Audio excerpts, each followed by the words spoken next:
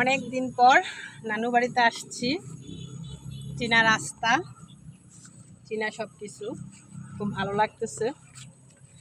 অনেক দিন পর আসলাম, আইসে আবার লং টাইম পরীক্ষার জন্য। তো পরীক্ষা হচ্ছিল না, ওই জন্য আজকে একটু ঘুরতে বাইর হইলাম। অনেক ভালো লাগতেছে, তবে প্রচণ্ড গরম, গরমে একদম নাজেহাল অবস্থা।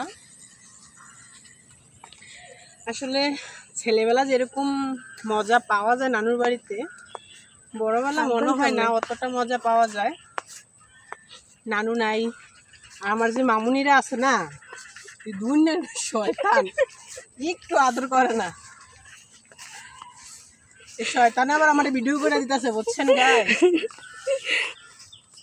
একটু আদর করে না, একটুও ভালোবাসে না, কিন্তু ভিডিও করে দিতেছে। জোর করে ধরে আনছি ভিডিও করে দেওয়ার জন্য। এটা ভালোই করতে পারি। আবার আবার কি বলে জানেন গাইস, যে আমার ভিডিও করে দিতেছে তার জন্য ওদেরকে আমি কিছু খাওয়াইতে হবে। ওই যে ভাই খাবার নিয়ে আসতেছে, মানে আমার সব শেষ। এই যে দেখেন, এই যে দেখেন আমাদের অবস্থা না, যে উপরে কাপড় মানে দিয়ে নিচে কাপড় খুলে ফেলে এই হচ্ছে আমার ভাইয়ের অবস্থা। এই যে দেখেন আমার সব শেষ। সবুজ প্রকৃতি অসাধারণ। এই হচ্ছে আমাদের হুল্লুর বাহিনী। আমার কই সে, আমি এগুলা খাই না। এই যে আমাদের ভাইজান, তোমার চেহারা আমি দিয়া ইয়ে করবো। আরে বউ একটা আনমু, সমস্যা আছে। বউ একটা আনছি গাইছে, বাড়িটা না আমি করতেছি, বুঝছেন? নানুর বাড়িতে আইসা বাড়ি করতেছি, চলে আসবেন। সত্যি অসাধারণ। বিকালবেলা এরকম ঘাসের উপর দিয়ে, আর যদি সাথে মামা কি যেন খালাতো ভাই থাকে ছোটবেলার প্রিয়জন, তাহলে তো কোনো কথাই নাই, তাই না?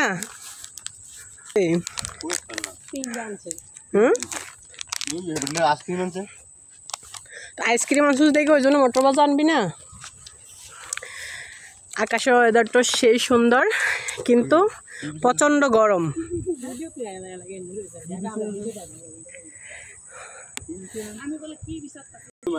হ্যাঁ, তোমার লোকে আমি আইএম সিপার ভিতরে ঘুরতাম।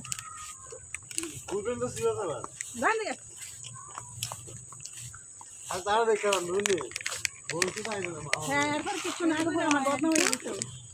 আমার এগুলো যে বাগানটা,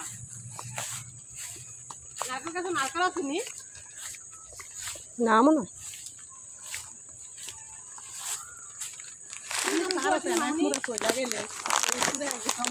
আর এত সই খাবো এটা, এত সই খাবো এটা।